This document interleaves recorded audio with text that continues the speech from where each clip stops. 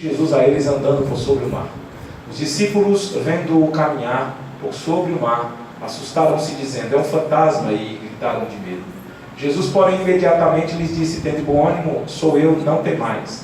Respondeu-lhe Pedro: Senhor, se és tu, manda-me ter contigo por sobre as águas. E ele disse: vem. E Pedro, descendo do barco, andou por sobre as águas para ir ter com Jesus. Mas, observando o vento forte, teve medo e, começando a afundar, clamou: Senhor, salva-me. Imediatamente Jesus estendeu a mão, tomou e lhe disse: homem de pequena fé, por que duvidaste? Entrando ambos no barco, o vento cessou. Repita: o vento cessou. O vento cessou. Glória a Deus, o vento sempre cessa.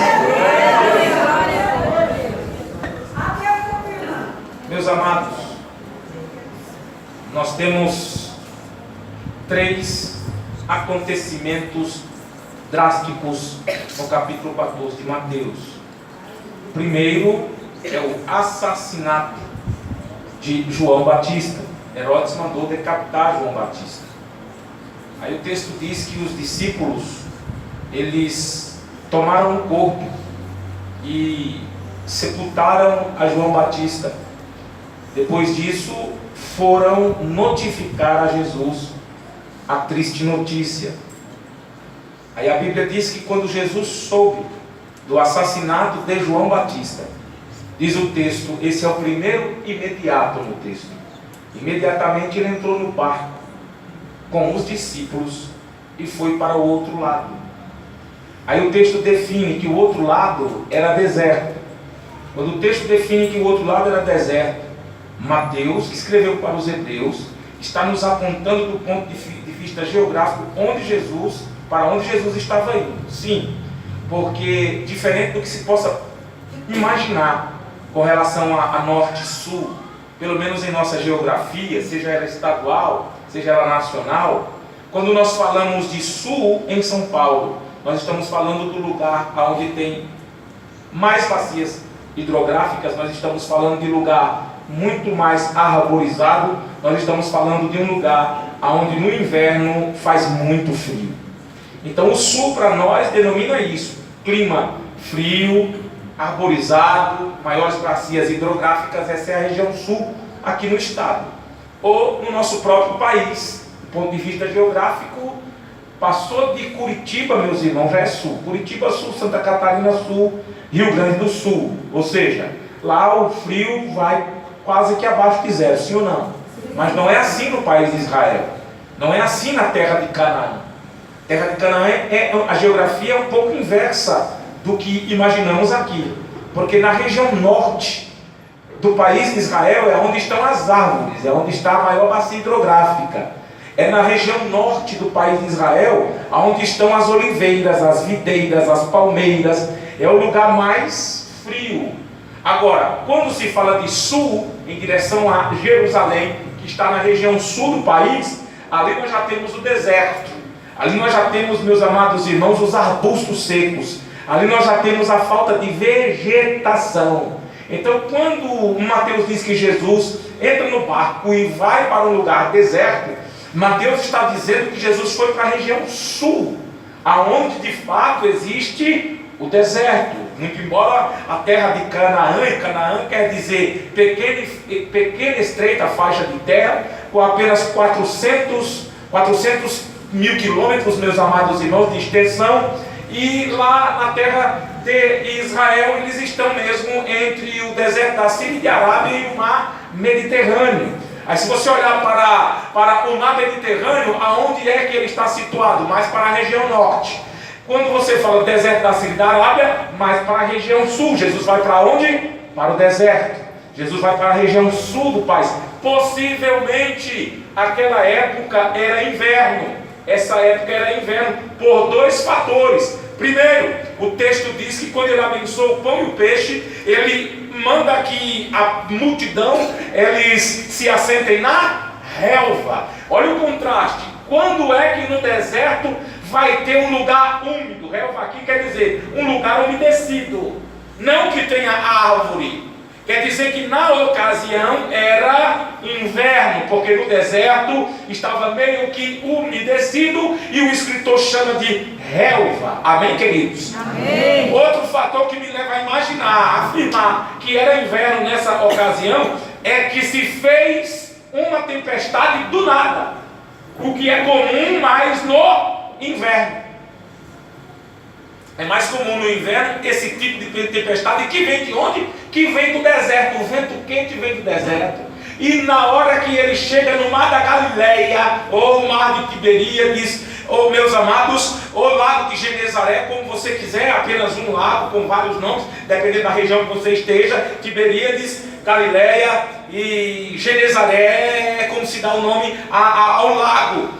Esse vento que vem quente do deserto se encontra com a frente fria que está, meus amados irmãos, no inverno de Israel, forma uma densa, como se fosse uma densa nuvem, forma-se como se fosse um nevoeiro, que não dá para você enxergar à distância esse nevoeiro. Estive em Israel há 1 ano, 2 anos atrás, não me falha a memória, e eu pude perceber, porque no final do mês de dezembro está começando o inverno. Eu estava lá, nessa ocasião, estava de frente do lago da Galileia, do mar da Galileia, e se formou esse nevoeiro.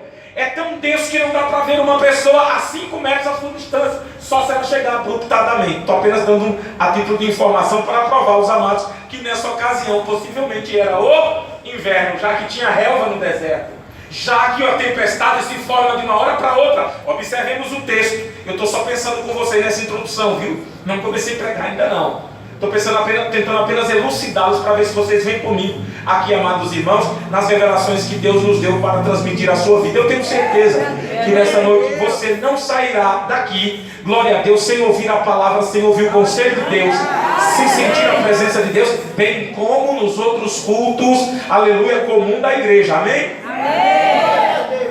Pois bem, estou apenas tentando provar. Se o irmão entendeu, diga glória a Deus. Glória a Deus. Primeiro imediato, Jesus entra no barco com os discípulos e vai para a região sul, para a região árida. E aí a Bíblia diz que a multidão acompanha Jesus a pé, desde as aldeias. Observemos que na narrativa de Mateus nos deixa claro, meus amados irmãos, que essa multidão se antecipa. Essa multidão, observando a direção do barco onde está Jesus, já imaginava para onde ele estava indo. Portanto, essa multidão se antecipa. Porém, a multidão não está indo a cavalo, a multidão não está indo a camelo, a multidão não está indo de barco, a multidão não está indo de mula, a multidão está indo a pé. E se eles querem chegar primeiro que Jesus, eles não podem ir caminhando, eles têm que ir às...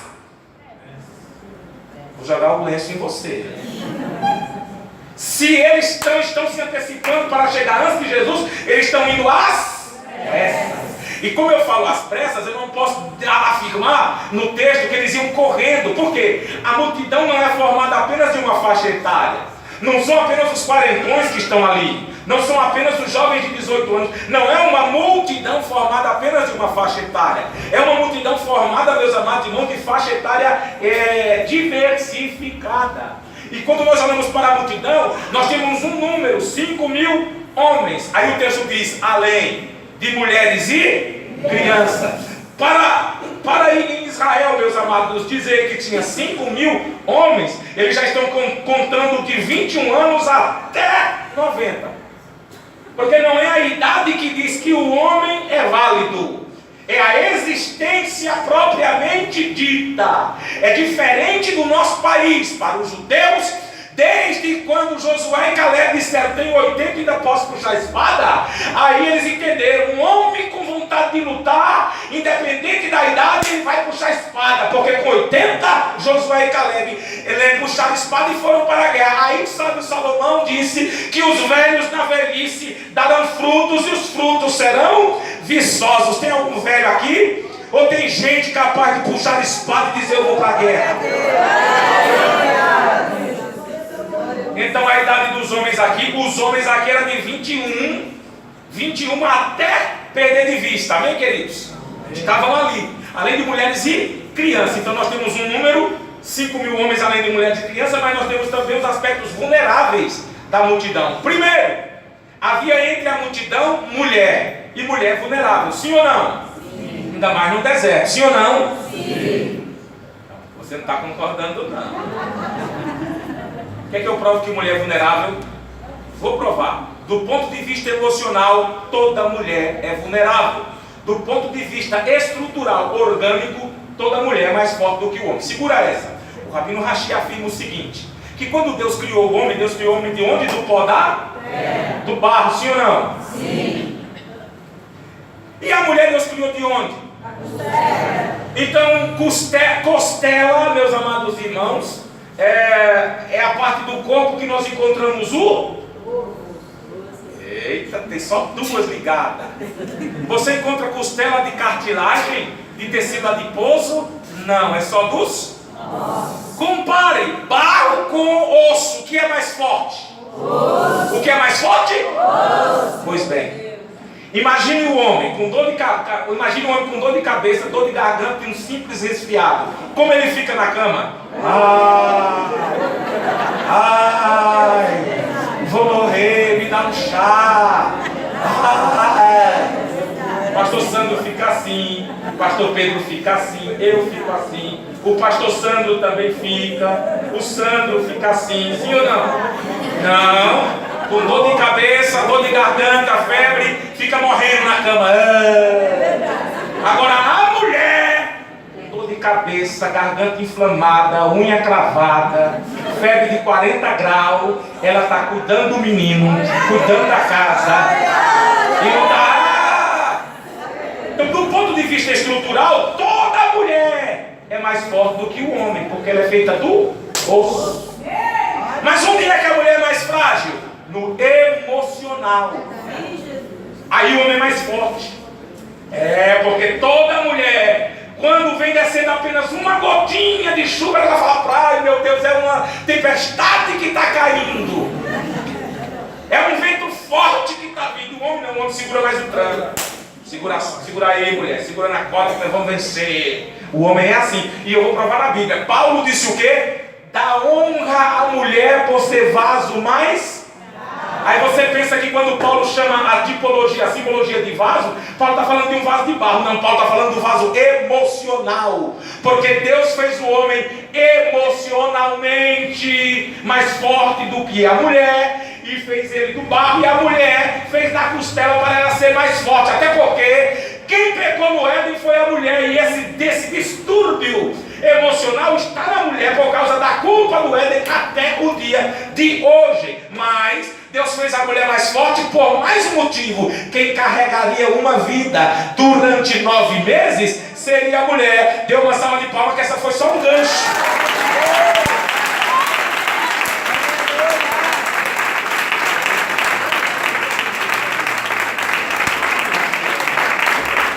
Deus une homem e mulher para que os dois formem uma força-tarefa. O homem tem uma ajudadora pronta para brigar o tempo todo, e a mulher tem um guerreiro para animar ela o tempo todo. Dê mais uma salva de palmas, porque nós completamos aí.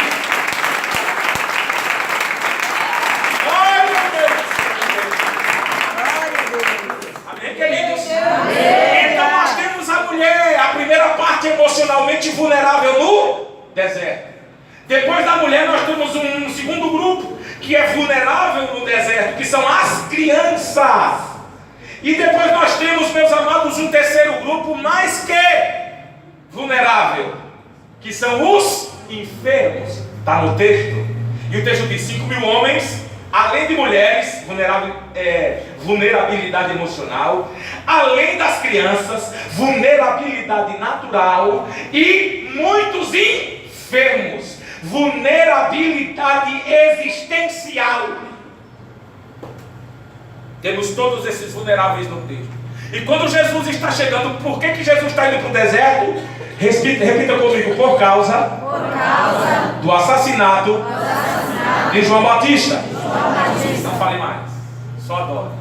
João Batista tinha vínculo consanguíneo com Jesus. Ora, se Jesus chorou porque os judeus choraram por causa da morte de Lázaro, por que Jesus não choraria e não teria um tempo a sós da morte de João Batista. Se Jesus ficou convalescido com a filha de Jairo, a ressuscitou, ficou triste e ressuscitou a menina, porque Jesus não ficaria triste pela perda de João Batista? Se Jesus ressuscitou o filho da viúva de Naim, quando iam num cortejo para sepultá-lo, por que Jesus não ficaria, amados irmãos, contristado com a perda de João Batista? Aliás, foi o próprio Jesus, glória a Deus, glória a Jesus, quem disse: o que foste ver no deserto? Uma cana agitada pelos ventos? O que foste ver no deserto? Homem vestido de linho fino? Ora, vos digo que os que trajam linho fino estão nos palácios. Mas o que foste ver no deserto? Um profeta? Vos digo mais do que um profeta, porque os que de mulheres têm nascido, não há ninguém maior do que João Batista. Mas quem quiser ser maior do que ele no meu reino, seja o menor.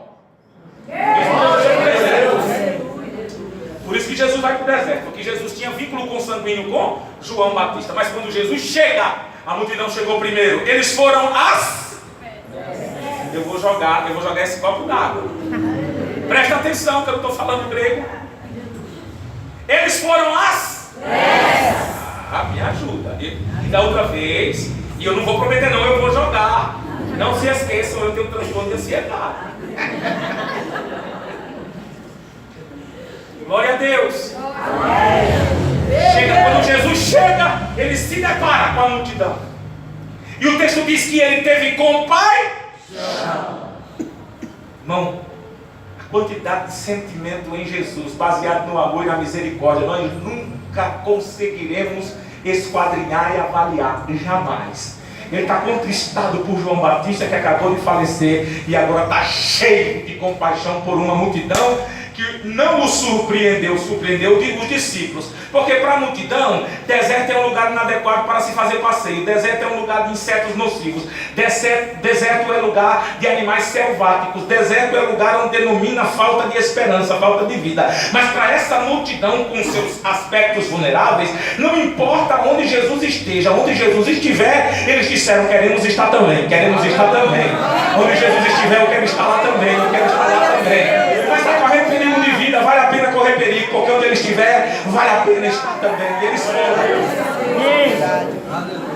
A Bíblia diz que Jesus curou a todos os doentes. Lucas diz: doentes e atormentados, sim ou não?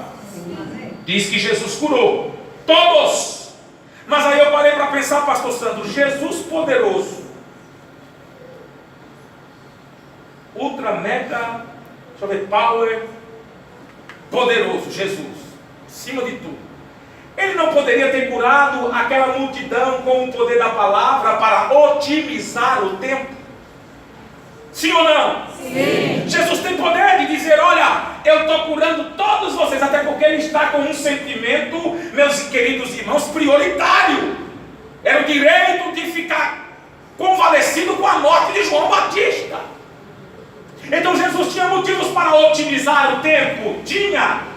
Ele poderia curar a multidão com o poder da palavra, mas se Jesus curasse a multidão com o poder da palavra, a multidão que receberia a cura todos de uma vez, não sentiriam aquele amor profundo.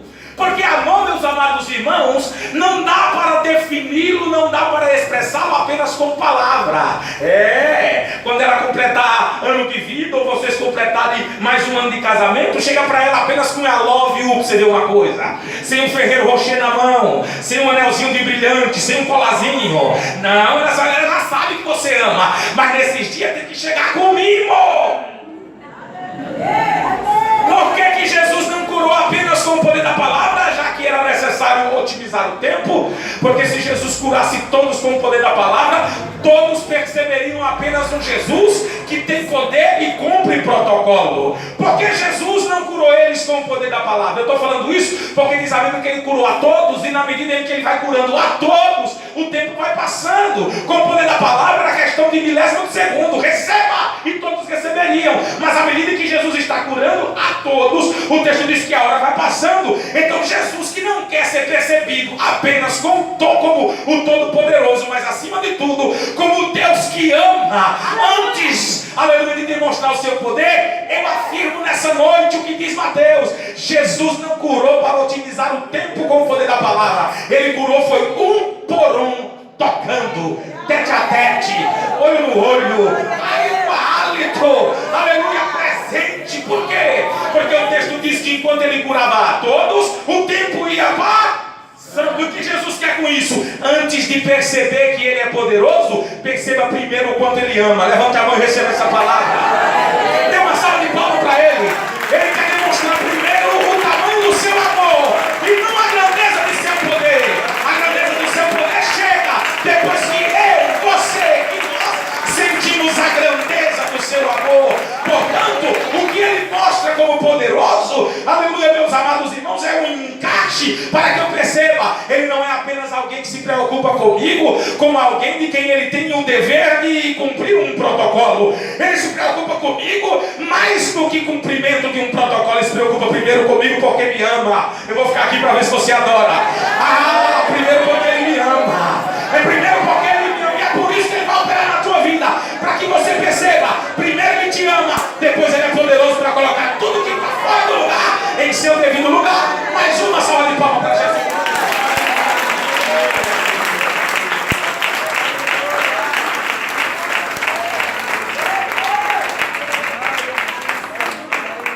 E a hora ficou avançada.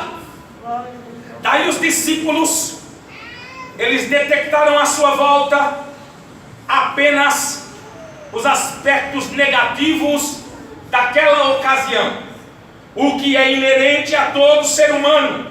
Nós somos expert em detectar mais os aspectos negativos da nossa volta do que o que está acontecendo de bom debaixo de nossos narizes.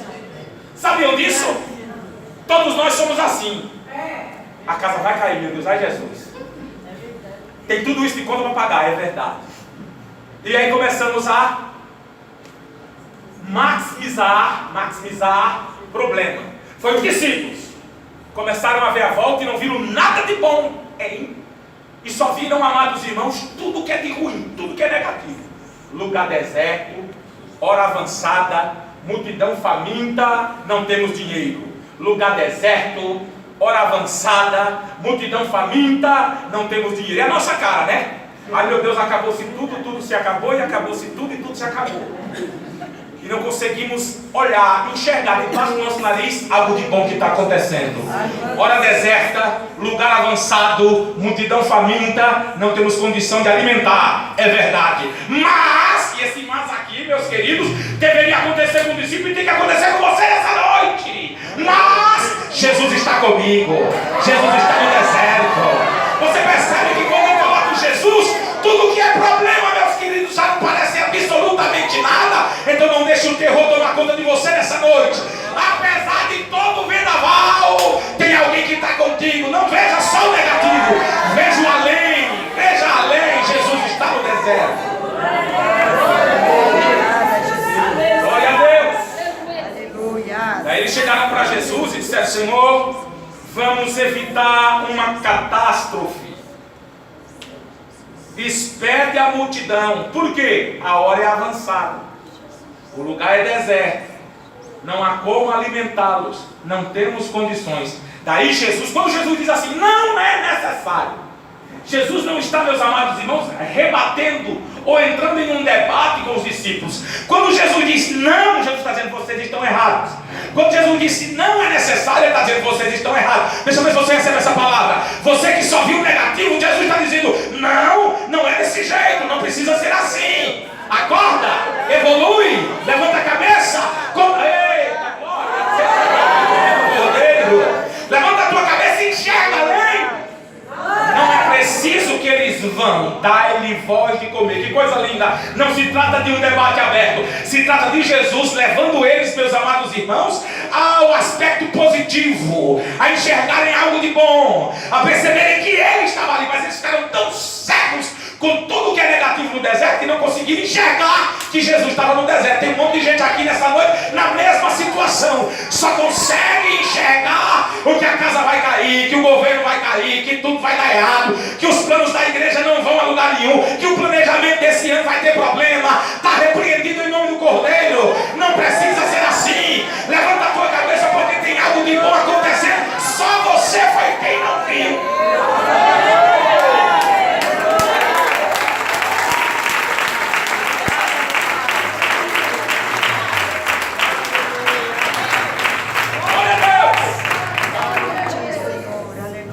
podem comer. E aí a Bíblia diz, Lucas diz que André, irmão de Pedro, o pastor Zé Wellington da Costa, meu pastor, chama ele, meus amados irmãos, de tecnocrata. André sai do meio do discípulo e se mistura no meio do povo.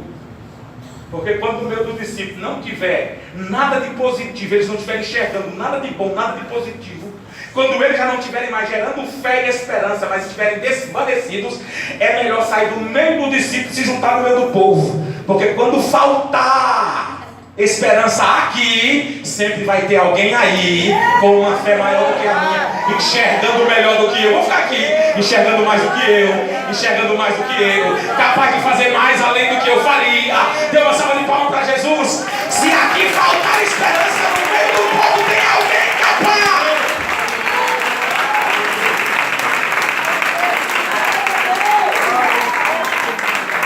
Aí André encontra um menino, um rapaz, Lucas diz, com 5 pães e 2 peixes. Naquele contexto, irmãos, vê se você consegue imaginar 5 pães e 2 peixinhos bem assados, dentro de um alforje, uma sacola. Imagine aí. Imaginou? Ele deu um delicioso sanduíche, sim ou não? Entendeu? É que você não gosta de peixe, né? Eu respeito. Agora eu não posso substituir o texto por picanha, é peixe mesmo. Num contexto daquele de fome, naquela altura, aquela hora, a hora avançando, ter 5 pães e 2 peixes, significa que aquele homem era o mais rico, sim ou não? Sim. Era o mais rico naquele contexto. Até porque tem uma adagio que diz que em terra de seco quem tem um olho é? Isso você sabe. A Bíblia diz que a alma farta pisa em favo de mel, mas para a alma faminta, toda amargo é doce. Pelo menos o pastor considerasse como um Big Mac. Não posso, o texto diz que era 5 pães e 2 peixes. E para o seu irmão falar para ele, era saboroso, sabe? Fala. Vem você que não gosta, fala. Meus amados, observem bem no texto o seguinte. Que argumento André usou para convencer aquele menino que era melhor 5 pães e 2 peixes na mão de Jesus do que no estômago dele naquele contexto? Nunca saberemos, só a eternidade. Que argumento ele usou?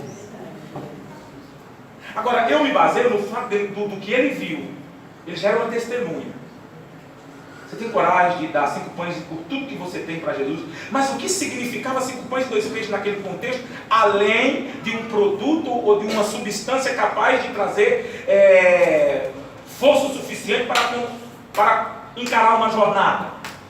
Significa, meus amados irmãos, que ele dependia dos 5 pães e 2 peixes para voltar para casa. Ele comeria e teria energia suficiente para voltar para casa. Então a vida dele em retorno dependia dos 5 pães e 2? Não apenas dele, de toda a multidão. Porque os discípulos já tinham visto, a multidão estava quase desfalecendo, sim ou não? Sim. Então agora você consegue entender que os 5 pães e 2 peixes é mais do que necessariamente apenas 2 substâncias diferentes, meus irmãos. Dá para perceber que ali está a vida daquele menino. E aí André diz, você tem coragem de dar a tua vida para Jesus nesse deserto? Vou perguntar de novo para ver se você entende. Você tem coragem de dar para Jesus a tua vida nesse deserto? Porque o que você tem nesse deserto é a tua vida, é o que mais precioso. Glória a Deus, porque a tua vida na mão de Jesus pode salvar outras vidas no deserto. Eu vou salvar de palmas para Jesus. É melhor dar o que você tem na tua vida. Dá a tua vida no deserto, dá a tua vida, porque a tua vida na mão de Jesus salvará outras vidas nesse deserto. Glória a Deus! E André não levou os 5 pães e 2 peixes, porque se ele chegasse com 5 pães e 2 peixes, ele ficaria numa situação melhor do que a dos discípulos. Só André conseguiu. Não, mas André nos ensina uma lição. Quando o menino tem que aparecer, não adianta colocar o pé no pescoço dele. Quando Deus quer que o menino apareça, ele aparecerá. André não levou os pães, André levou o menino com 5 pães e 2 peixes. Deu a Jesus, Jesus à multidão, e Jesus ao discípulo, o discípulo à multidão. E os que comeram foram cerca de 5.000 homens, além de mulheres e crianças. O peixe é derivado do reino animal? Não. O pão é derivado do trigo, logo o pão é derivado do reino vegetal? Um animal, outro é vegetal. Qual é a semelhança entre os dois? A semelhança é que os dois dependem da multiplicação de células para crescer. Mas nesse caso o pão já deixou de ser exatamente trigo. Ele é de trigo, mas não é mais apenas trigo originalmente, porque tem fermento e outras substâncias que alteraram o produto, sim ou não? Sim. O peixe também é alterado porque ele já não está mais no aspecto vivo, porque peixe só é peixe quando está vivo. Depois de morto ele passa a ser alimento ainda mais condimentado com sal ou ervas finas do mundo árabe, sim ou não? Sim. Tem água na boca, não deu? Eu quero pedir a você para louvar a Deus. Porque aqui os cientistas, meus amados irmãos aqui, eles vão ficar com a cabeça dando volta no espaço vazio. Glória a Deus, porque pela lógica o peixe só cresce se houver vida e capacidade celular ou ultracelular, molecular para crescer. Da mesma forma a planta, da mesma forma o trigo. Mas quando Jesus, glória a Deus, quer multiplicar, a multiplicação ela acontece a partir de célula morta, sem alterar o produto. Eu passava de palma porque eu quero que você perceba o tamanho do seu poder. E é esse poder que vai operar na tua vida. Ele não depende da razão para multiplicar. Até célula morta se multiplica na condição de alimento para alimentar o faminto.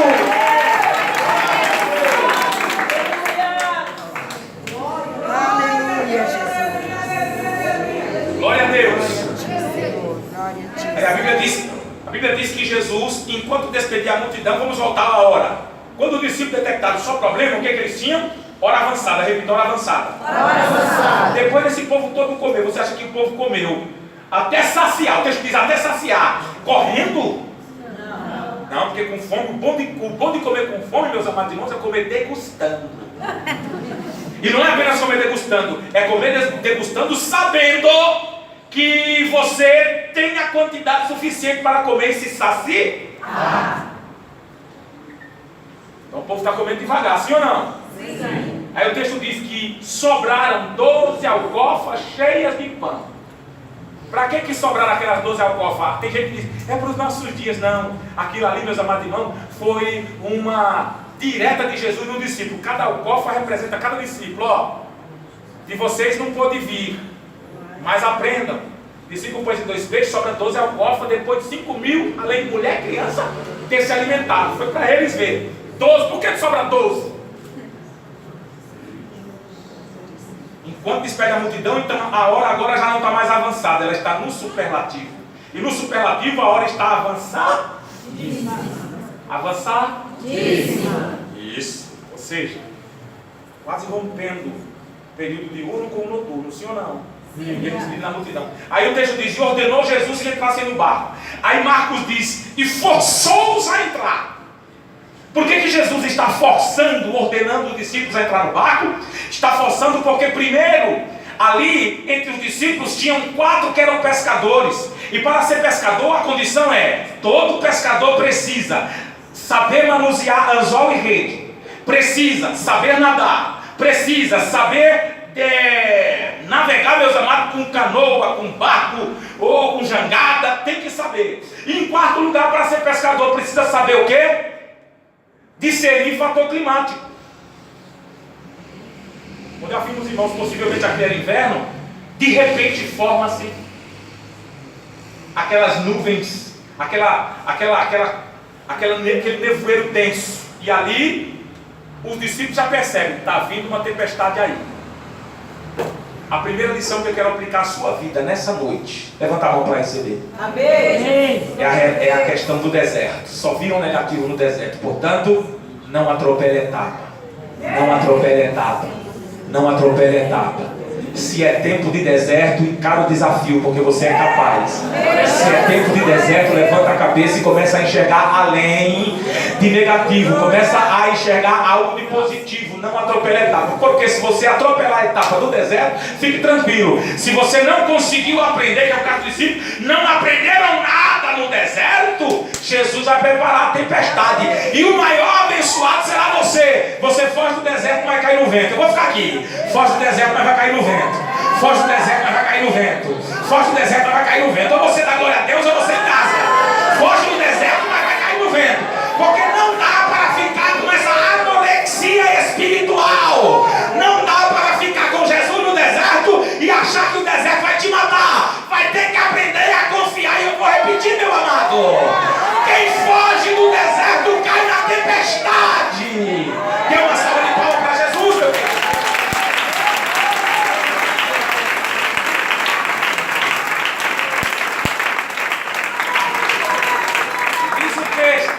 e ordenou que entrassem, e forçou que entrassem. Por que Jesus ordena em Mateus e força-os a entrar em Marcos? Porque possivelmente eles já tinham detectado, ali vem o vento. Aquilo ali é tempestade. E Jesus disse, entre e passe para o outro lado. E diz a Bíblia que eles entraram. Jesus foi para um lugar deserto para orar a sós, sim ou não? Está escrito. E o que foi que aconteceu? A Bíblia diz que a quarta vigília da noite, Jesus veio andando por sobre as águas. Bom, o Império Romano, na época que ocupava as terras de Israel, eles estabeleceram a ordem cronológica diurna e noturna para uma vigília a partir apenas de 1 hora. Ou seja, para os romanos, de hora em hora era uma vigília. E Herodes adotou esse método de organização horária. Por quê? Porque ele trocava os turnos de seus guardas de hora em hora. Porque a cada hora da noite, uma vigília. Mas os judeus não. Os judeus, meus irmãos, contam um dia a partir das 6 da manhã às 6 da tarde. À noite, a partir das 6 da tarde até às 6 da manhã. No entanto, para eles, uma vigília da noite, ela já começa de 3 em 3 horas, tem uma vigília da noite. Como Mateus escreveu para os hebreus, nós temos que compreender que Mateus não está falando da forma estabelecida pelos gregos e romanos de 1 em 1 hora. Mateus está falando da vigília original dos judeus, de 3 em 3 horas. Portanto, a Bíblia diz o quê? A Bíblia diz que na 4ª hora da noite, observem que os discípulos estavam dizendo a hora está avançada, ou seja, estava começando a noite. Sim ou não? Sim. Quando eles entraram no barco, possivelmente seria 6 da noite, ao entardecer. E aí a Bíblia diz que a 4ª vigília da noite, vem Jesus andando por sobre as águas com o vento soprando. O que isso significa dizer? Significa dizer que Jesus, eles passaram 12 horas no mar bravio. Vá contando. A primeira hora da noite, 3 horas. A segunda hora da noite, 9 horas. Então nós temos 6. Das 9 à meia-noite, 9 horas. Não, perdão. Das 6 às 9, uma vigília. Das 9 às 12, a segunda vigília. Das 12 às 3, a terceira vigília. E das 3 às 6, a 4ª vigília. Quer dizer que eles estão agora o quê? 12 horas no meio do vento. Eu vou ficar aqui para ver se você entende. Já se passou 12 horas e o vento está soprando. Já se passou 12 horas e o vento é contrário. Já se passou 12 horas e o mar está encapelado. E o que é de negativo que eles estão vendo? Vamos morrer, não aprenderam nada. Vamos morrer, vamos morrer. Eles não aprenderam que Jesus cura no deserto. Eles não aprenderam que Jesus multiplica pão e peixe no deserto. E agora eles estão gritando de medo. Vamos morrer, nós vamos morrer, aí nós vamos morrer. E eles estão tão cegos que não perceberam que 12 horas se passaram e eles ainda estavam vivos. Então está na hora de você receber essa parte. O tempo passou, o vento está soprando, mas você ainda está vivo. Mas você ainda está vivo. Mas você ainda está vivo. Levanta a tua cabeça e recebe essa palavra. O tempo passou. O vento está soprando, mas você não morreu ainda. Você está vivo e está na igreja. Está vivo e está aqui. Levanta a tua cabeça, meu amado. Começa a ver coisa positiva no vendaval. Porque você não viu nada de positivo no deserto. Mas está na hora de ver algo de positivo no vento. O tempo passou e você ainda está vivo.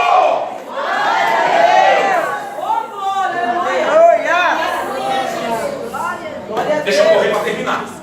Aí lá vem Jesus. Vamos pensar na possibilidade inversa. Jesus não poderia ter acalmado o vento quando resolve ir ter com os discípulos. Ali já era mais ou menos o nascer do sol. Jesus não poderia ter feito assim, ó. Acalma-te vento, aquieta-te mar.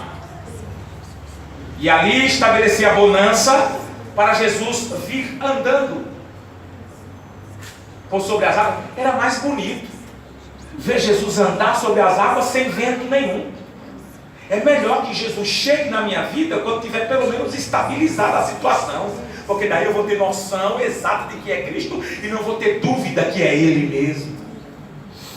Mas se Jesus tivesse operado, cessado o vento, cessada a tempestade total e viesse andando sobre as águas, não pode parecer que Jesus estava condicionado a que não houvesse nem vento soprando, nem mar revolto, meus amados irmãos, para que ele gerasse fé. Não pareceria que Jesus estava condicionado a bom tempo para que eu entendesse que ele pode? Por que Jesus começa a andar sobre as águas com o vento soprando, com a situação da mesma forma? Porque ele é quem criou o vento. Ele foi quem criou o mar. Ele foi quem criou a tempestade. Ele não precisa acalmar a tempestade para andar sobre ela. Ele anda com ela soprando bem. Ai, glória a Deus. Glória a Jesus. Glória a Deus. Quem tem medo do vento sou eu. Quem tem medo do vento é você, Jesus. Não tem medo da tempestade. Aí Jesus vem andando por sobre as águas, com o vento soprando. Se você entende, não vai acabar. Jesus não vai estabilizar nada. Quando ele estiver vindo à tua direção, é com o vento soprando. Deixa eu ver se você recebeu essa palavra. Não vai ter, meu amado irmão, mamão com açúcar. Ele não tem medo do vento. Ele vai chegar na tua vida, é com o vento soprando, para você saber que o vento que sopra sobre a tua vida não é mais poderoso do que ele que quer chegar no teu barco. E quando eles viram Jesus andando, começaram, irmãos, o quê? Maximizar mais ainda negativamente. Meu Deus, o vento já está soprando. E agora os gregos têm razão, o fantasma existe. E gritaram de medo. Mulher gritar é até, meus amados, coerente. Agora o homem gritar de medo, tem que imitar eu, nem consigo. E gritaram os 12, deram um grito, eu não sei como foi o grito, mas gritaram. Aí Jesus disse assim: não tem mais! Sou eu! Ou seja, Jesus não chegou ainda. O vento continua soprando. Eles estão agora apavorados, sim ou não? Eu vou repetir, o vento continua soprando. Eles estão apavorados, gritando de medo. O que foi que aconteceu? Jesus se antecipa, porque senão ia ter um colapso nervoso ali. Não tem mais, sou eu! Mas espera aí, eu vou tentar reproduzir aqui, bispa. Me dá mais 5 minutinhos para você terminar. Ei, vou tentar reproduzir aqui o vento. Falou em tempestade, é vento acima de 500 km por hora, sim ou não? Sim. Eu vou tentar. Eu vou deixar o santo tentar. Só para aí, vai. Oh, meu Deus! Aumenta aqui, varão, me ajuda, aumenta aqui. Aumenta aqui, só para imitar o vento. Glória a Deus. Aumenta para a eletronia, ajuda também, é o meu trovão. A irmã até se assustou. Cuidado, Zé. Abaixa, abaixa. Imagine, se eu no meio de uma tempestade, tinha quem, pastor Santo? Por favor, me ajude. O vento soprando a mais de 500 km por hora, você não consegue conversar não, é gritando mesmo. Vai afundar o barco! E ele não consegue ouvir. O quê? Pode sentar. Você está entendendo? Está entendendo ou não? Amém. Amém ou não amém? Amém. Fique tranquilo que o teu Deus tem poder. Quando ele quer falar no meio da tempestade, o barulho do vento não conseguirá abafar o som da sua voz. Quando ele quer falar, você vai entender que é a voz dele no meio do vendaval. Porque eles entenderam o barulho ensurdecedor do vento não foi capaz de emudecer a voz do meio do Salvador. Deu uma salva de palmas. No meio do vento ele fala e o vento não vai ensurdecer você.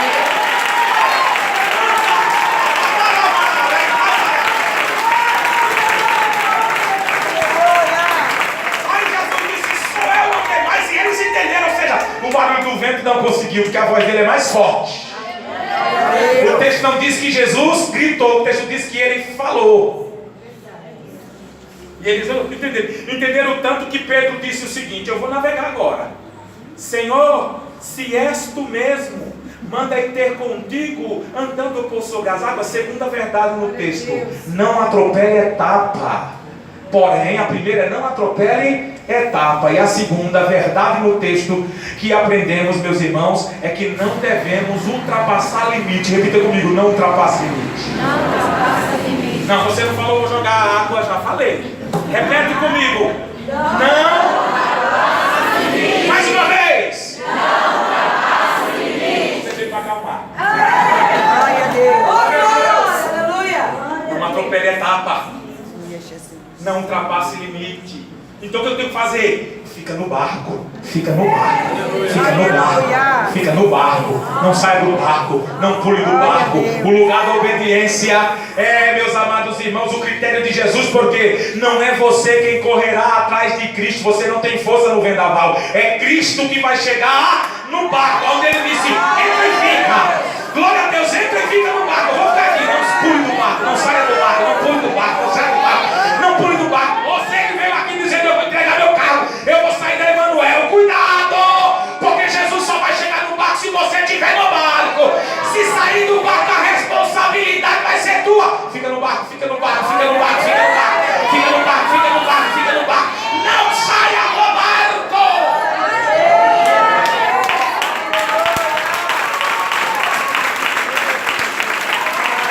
Não ultrapasse limites! Se é um sufixo quando quer identificar ou fortalecer qualquer adjetivo, qualquer substantivo, qualquer verbo em uma frase. No entanto, quando o sufixo não identifica e impõe uma condição, ele deixa de ser simplesmente uma sílaba que fortalece, amados irmãos, uma oração. Ele passa a ser uma palavra. Por quê? Porque ele disse: se és tu mesmo. Se Pedro tivesse falado: Senhor, eu creio que és tu mesmo e eu estou indo andar por sobre as águas, nunca ele teria afundado. Mas ele coloca o si como uma condição negativa. Se és tu, manda-me ter contigo. Estava no Espírito de Cristo que ele pulasse do barco? Era a vontade de Cristo que ele saísse do lugar? Por que você quer sair do seu? Por que você quer pular do barco? E por que você já veio com o discurso pronto para essa noite? Engula seu discurso. Vou falar de novo. Engula seu discurso. E não faça nem bico, também não faça cara feia, que eu não tenho medo. Engula seu discurso e volte para casa dentro do barco. Porque não é você que vai atrair o milagre, é o milagre que vai chegar no plano da tua obediência.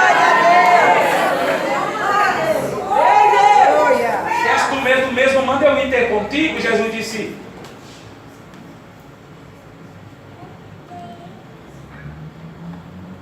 desafio, Pedro? É desafio, porque para mim o Senhor é um fantasma. Então vem. E diz o texto que ele sai do barco e anda por sobre as águas. Dar um passo significa andar? Não. Então andar significa 2 ou mais de 2 passos. Quantos passos ele deu, eu não sei.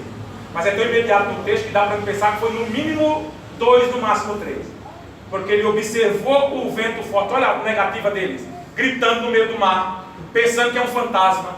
Está andando agora e o texto diz: por causa do vento forte teve medo. Aqui eu fiquei intrigado no texto. Espera aí.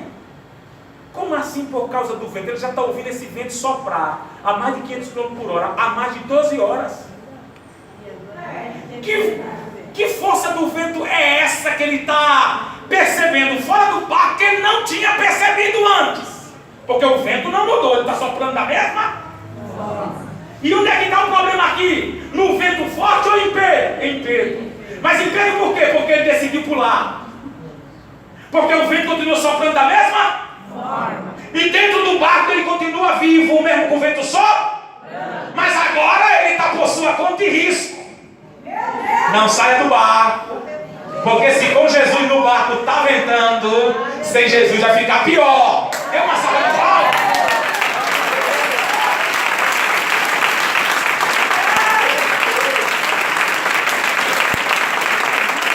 Vai piorar. E diz o texto que ele começou a afundar. Por que é que na vida nós temos que estar, meus amados, com o pescoço só para fora do mar para entender que Ele é Senhor? Porque foi só afundando que Ele disse: Senhor! No Senhor não é um fantasma. Quase morrendo, Ele disse: Senhor! Salva-me! E Jesus é tão bom. É verdade. Porque se Jesus não salva, seria dali para a morte. Jesus pega na mão dele, pá, suspende. Diz o texto que Jesus está aqui com ele, Jesus olha para ele, Jesus conversa e o vento continua soprando. E Jesus mantém um diálogo. O que foi que disse que Jesus não fala contigo com o vento soprando? Ó, ele fala, homem de pequena fé, por que duvidaste? E diz o texto, e ambos caminharam para o... Entrando no barco, o vento cessou. Quantas vidas envolvidas estavam no deserto? Repita, 5.000 homens. 5.000 homens. Além de seus vulneráveis. Quantas vidas estão envolvidas no vendaval? Repita comigo, 12. Jesus não poderia, bispa, operar um milagre ali, fazer o vento cessar caminhando com Pedro? Porque se Jesus operasse esse milagre caminhando com Pedro, os outros discípulos entenderiam que o milagre só aconteceu por causa de Pedro, do atrevimento de Pedro, e que eles eram alguém agora que dependeriam do otimismo de Pedro para receber de Cristo alguma coisa. Por isso que com Deus não tem intermediário, não tem intercessor, não tem Pedro, não tem Paulo, não tem João, não tem Maria, não tem José, é eu e ele e eu e ele. Número 2, para terminar, Jesus não operou um milagre ali porque não é apenas Pedro que está envolvido, são 12 almas. Então Jesus Jesus está voltando com Pedro para o plano original. Eu tenho uma palavra para você que desceu do barco. Clama hoje. Fala para Jesus, estou arrependido, Jesus, pulei do barco, mas eu quero voltar para o barco. Eu sei que Deus está falando com alguém aqui no final dessa mensagem. Você não vai conseguir voltar sozinho. A terceira verdade é, você não consegue resolver nada sozinho. É agarrado na mão de Jesus, meu querido. Não dá para fazer sozinho, não dá para voltar sozinho. Vou ficar aqui. Não vai dar para voltar sozinho. Você não volta sozinho, você não volta sozinho, você não volta sozinho. Só volta para o plano original, agarrado na mão dele. Quando Jesus entra no barco, o que aconteceu? O vento cessou. E todos os discípulos entenderam o quê? Que aquele mesmo que tira Pedro das águas não operou milagre apenas lá. Ele operou milagre total dentro do barco, para que todos eles percebessem que eram tão amados quanto Pedro. Portanto, quando ele operar um milagre na tua vida, não pense que foi pensando só em você. Glória a Deus, ele vai entrar no teu barco.